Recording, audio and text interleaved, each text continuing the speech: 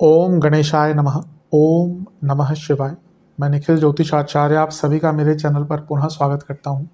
आशा करता हूं कि आप सभी स्वस्थ होंगे। महादेव की कृपा आप सभी पर सदैव बनी रहे। कि वीडियो टॉरस यानी कि वृषभ के लिए बहुत विशेष है, क्योंकि वीडियो है 18 से 24 अगस्त 2025 के साप्ताहिक राशिफल के बारे में। कैसा रहेगा आने वाला सप्ताह वृषभ के लिए। जो मेरा साप्ताहिक राशिफल होता है वो प्रमुखतः चंद्रमा और उनकी गति पर आधारित होता है। चंद्रमा एक बहुत विशेष ग्रह है। विशेषताएं तो कई हैं, लेकिन पहला उनकी गति, बहुत तेज भागते हैं। दूसरा, 2.25 से 2.5 दिन में राशि बदल लेते हैं। दूसरा, उनका मन का कारक होना। तीसरा, उनका ये स्वभाव या प्रकृति या कारकत्व कि वह जिस भी ग्रह भाव राशि के साथ संबंध बनाते हैं उनको बहुत एक्टिवेट कर देना। इन सभी चीज़ों के कारण हमारी डे टू डे एक्टिविटीज़ पर, स्पेशली जो उनका गोचर होता है उसके कारण जो बदलाव आते हैं, हमारी डे टू डे की जो जीवन होता है उस पर बहुत प्रभाव होता है। और इसको समझने के लिए साप्ताहिक राशिफल बहुत इंपॉर्टेंट होता है। इस अंधकारमय जीवन में ज्योतिष एक मात्र विद्या है जो हमें गाइड कर सकती है। भले ही ये सामान्य आधार पे हो, फिर भी ग्रहों के गोचर को समझकर थोड़ा बहुत आवश्यक गाइडेंस के लिए राशिफल ये बहुत इंपॉर्टेंट होता है। यदि आपकी लग्न राशि या चंद्र राशि वृषभ है, दोनों ही गाइडेंस के लिए इस राशिफल को देख सकते हैं। जहाँ से ज़्यादा सूट करता है, रिलेट करता है, वहाँ से इसको ऑब्जर्व कीजिए। व्यक्तिगत तौर पे मेरा मानना है लग्न से अगर देखेंगे तो अच्छा, इनकेस नहीं पता तो चंद्र राशि से भी इसको ऑब्जर्व कर सकते हैं। शुरू करते हैं। चंद्रमा आपके दूसरे घर यानी कि मिथुन में प्रवेश कर जाएंगे। ये होगा 18 तारीख को दिन के 2 बजे और 20 तारीख शाम के 7 तक चंद्रमा यहीं पर रहेंगे। चंद्रमा का धन स्थान में आना बहुत अच्छा होता है, धनागमन का सूचक होता है। और यहाँ पे वो बहुत जो या कहिए जो सबसे 2 शुभ ग्रह हैं उनके साथ बैठेंगे। एक तरफ है शुक्र जो लग्नेश हैं और उपचय भाव के स्वामी हैं। दूसरी तरफ है गुरु जो लाभेश हैं और अष्टम भाव के स्वामी हैं। तो एक प्रकार से अष्टम और लाभ का यहाँ पे स्वामित्व हो गया और लग्नेश का हो गया और धन स्थान में बैठना हो गया। हफ्ते का शुरुआती भाग ही बड़े धन प्राप्ति की ओर इशारा करता है। यहाँ से सारे ही ग्रह मिलकर अष्टम भाव को देखेंगे, जिसमें से अष्टम भाव है यानी कि गुरु, उसके स्वामी जो है वो खुद अष्टम भाव को देखेंगे। ये बड़े धन की प्राप्ति, गुप्त धन की प्राप्ति और अचानक से कोई बहुत अच्छी न्यूज़, क्योंकि सारे ही शुभ ग्रह अष्टम को देख रहे हैं, कोई बहुत शुभ न्यूज़ भी आपके लिए यहाँ पर आ सकती है। एक प्रकार से हफ्ते का शुरुआती भाग अच्छा है। बस ध्यान क्या देना है कि बृहस्पति अष्टमेश भी है, लेकिन शुक्र भी छठे घर के स्वामी है। तो ये कभी कभी ना व्यक्ति को गलत जगह पर इन्वेस्टमेंट करने के लिए भी मजबूर करता है। और वाणी के स्थान में इतने सारे ग्रह, जिसमें से चंद्रमा की चंचलता भी है और गुरु का अष्टम भाव का प्रभाव भी है, तो अपने वाणी पर भी थोड़ा नियंत्रण करके रखिएगा। अदरवाइज ये जो समय है आपका धन प्राप्ति के लिए बहुत अच्छा है। कार्य क्षेत्र में भी थोड़ा नाम आदि बन सकता है, कुछ अच्छा काम करने का मौका मिल सकता है। नवांश कुंडली बता रही है कि कोई बहुत अच्छी न्यूज़ आपके लिए हफ्ते के शुरुआती भाग में आएगी। दशांश कुंडली कार्य क्षेत्र में अच्छा काम कर पाएंगे, कम बोलिएगा बस। बिजनेस की जहाँ तक बात है, बिजनेस में आप ना आई थिंक अपने बिजनेस को या अपने टैलेंट को, अपने बिजनेस के टैलेंट को अब तक यूटिलाइज नहीं कर पा रहे हैं। इस पर विचार कीजिए। लव लाइफ, ट्रस्ट इश्यूज थोड़े से हो सकते हैं, कम बोलिएगा। वैवाहिक जीवन, अपने लाइफ पार्टनर को एक पार्टनर की तरह समझिए। वैवाहिक जीवन में पार्टनरशिप ही होती है। सप्तम भाव ही वैवाहिक जीवन के लिए होता है, सप्तम भाव ही पार्टनरशिप के लिए देखा जाता है। तो उनसे छुपाइए मत, उनसे बातचीत कीजिए। स्टूडेंट्स, बहुत ओवर कॉन्फिडेंस हो रहा है, वापस ले आइए इन सब चीज़ों को या ठीक कर लीजिए, वरना आगे चलकर दिक्कत होगी। सेहत के दृष्टिकोण से हार्मोनल प्रॉब्लम, आंखों के रोग, अपचन यानी कि इंडाइजेशन रहेगा। फूड इन्फेक्शंस भी हो सकते हैं। सर्वाष्टक में 12वां घर बली है। विदेश से पैसा आने के योग बहुत है। खर्चा थोड़ा सा बढ़ेगा हफ्ते के शुरुआती भाग में।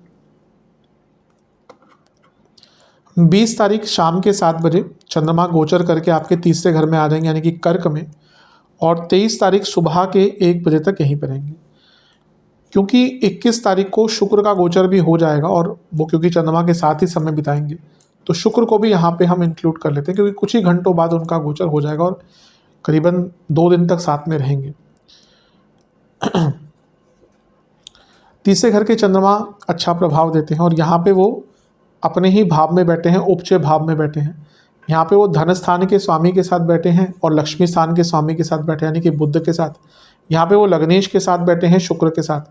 ये ऑलरेडी लक्ष्मी नारायण योग बन रहा है और चंद्रमा का प्रभाव है। आप स्किल बेस्ड कोई काम करते हैं, बहुत लाभ मिलेगा, आगे बढ़ने के बहुत मौके मिलेंगे। जीवन में जो कुछ नकारात्मक चल रहा था उससे निकलने का मौका मिलेगा। सोच पॉजिटिव होगी, कार्यों को पूर्ण करने की क्षमता होगी, प्रॉब्लम्स को सॉल्व करने की क्षमता रहेगी।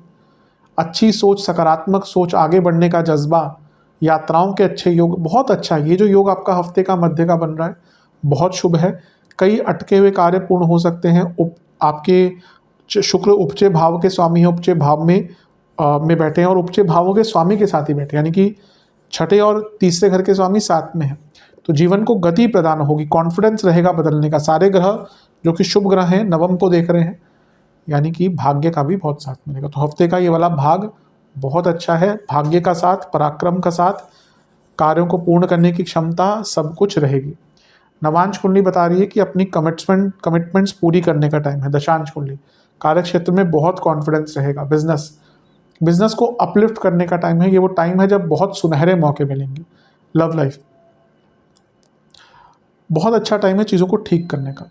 इवन नया रिलेशनशिप भी स्टार्ट हो सकता है। वैवाहिक जीवन यहाँ पर भी कहूँगा एक ईज ले आइए, एक बातचीत से एक वैवाहिक जीवन में सकारात्मकता ले आइए, उसके लिए टाइम बहुत अच्छा। स्टूडेंट्स फोकस पर काम कीजिए, नई स्किल्स लर्न कीजिए। सेहत के दृष्टिकोण से गले के रोग, नसों के रोग और जिनको थायराइड आदि की दिक्कत है उनकी परेशानी बढ़ेगी। सर्वाष्टक में आपका 12वां घर ही बलिए, कुछ यात्राओं के योग अचानक से आपके बनते हुए दिख रहे हैं। 23 तारीख सुबह के 1 बजे चंद्रमा राशि बदलकर आपके चौथे घर में आ जाएंगे, यानी कि सिंह में, और सप्ताह के अंत तक यहीं पर रहेंगे। चंद्रमा का चौथे घर में आना अच्छा नहीं होता। हफ्ते का अंतिम भाग आपके लिए सबसे सेंसिटिव है, क्योंकि पहला तो चंद्रमा पर लग गया कारको भावनाशय दोष, दूसरा लग गया अमावस्या दोष, तीसरा लग गया ग्रहण दोष चंद्र केतु, और चौथा सूर्य भी ग्रहण दोष लगा के बैठ। ड्रास्टिक डिफरेंस अगर जीवन में देखना है ना तो आप यहीं पे देखिएगा। 23 तारीख का जो गोचर मानसिक रूप से, इमोशनल रूप से बहुत कष्टकारी रहेगा। कॉन्ट्रास्टिंग डिफरेंस आपको देखने को मिलेगा अपने स्वभाव में, अपने मनोभाव में। घर में कलह कलेश तो होंगे ही, इमोशनल लाइफ बहुत डिस्टर्ब रहेगी। यहाँ पे इतने सारे ग्रह हैं, ये सारे 10वें घर से संबंध बनाएंगे ही। वर्क लाइफ बैलेंस थोड़ा सा बिगड़ेगा। लोग आपको इमोशनली हर्ट करेंगे। क्यों? क्योंकि आप सेंसिटिव होंगे और इमोशनली हर्ट बहुत आराम से हो जाएंगे। माताजी की सेहत पर प्रभाव रहेगा और बहुत विकृत स्वभाव, बहुत चिंतित स्वभाव रहेगा। तो हफ्ते का अंतिम भाग सबसे केयरफुल होकर बिताना है। ये थोड़ा सा नकारात्मक है, थोड़ा सा ऐसा है जहाँ पे आप गलत निर्णय ले सकते हैं, इमोशनली ड्रिवन, और अपनों से भी बहुत लड़ाई होगी। तो मैं तो कहूँगा बिल्कुल शांत होकर, बिल्कुल एकदम मौन व्रत ही धारण कर लीजिएगा। अदरवाइज क्योंकि आपका अपने इमोशंस पर कंट्रोल रहेगा ही नहीं, तो आप जो बात भी करेंगे ना वो गलत इमोशंस के बहाव में करेंगे और उसका इम्पैक्ट नेगेटिव ही पड़ेगा। नवांश कुंडली बता रही है कि धन के रूप में कुछ लाभ हो सकता है। दशांश कुंडली कार्य क्षेत्र में अगर जॉब चेंज का विचार है, चीज़ें आगे बढ़ सकती हैं। लव लाइफ बिजनेस में मैं कहूँगा थोड़ी ऑथेंटिसिटी लाइए। अभी लगता है शॉर्टकट्स बहुत ले रहे हैं, यहाँ पे शॉर्टकट लिया ना तो भारी पड़ेगा। लव लाइफ समझिए एक दूसरे को। प्रॉब्लम और कुछ नहीं है, प्रॉब्लम यही है कि समझ नहीं पा रहे एक दूसरे को। वैवाहिक जीवन एक खुशनुमा माहौल बना के रखिए। ऐसा लग रहा है कि माहौल बहुत टेंस हो जाता है, और अगर आप शादीशुदा हैं तो आपके ही बस में है, आपका ही दायित्व है चीज़ों को ठीक करना। कोई बाहर से व्यक्ति नहीं आएगा ठीक करने। अगर आ गया तो बहुत प्रॉब्लम की बात है। जहाँ तक स्टूडेंट्स की बात है, टाइमिंग का ध्यान दीजिए, टाइम मैनेजमेंट पर ध्यान दीजिए जो आप बिल्कुल नहीं दे पा रहे। सेहत के दृष्टिकोण से कफ रोग तंग करेंगे, चेस्ट की प्रॉब्लम तंग करेगी। सर्वाष्टक में आपका धनस्थान बली है, जैसा अभी मैंने कहा धन के रूप से ठीक दिख रहा है, लेकिन मानसिक और इमोशनल लेवल पर बहुत चिंता वाला समय होगा। उपाय के स्वरूप में दुर्गा जी को एक घी का दिया अर्पण करके दुर्गा चालीसा का एक बार पाठ कीजिएगा और माता को फलों का भोग लगाइएगा। आशा करता हूँ वीडियो काम आएगा। चैनल पर नहीं है सब्सक्राइब कीजिए, वीडियो को लाइक कीजिए। मिलता हूँ आप सभी से अगली वीडियो में, तब तक के लिए ओम नमः शिवाय।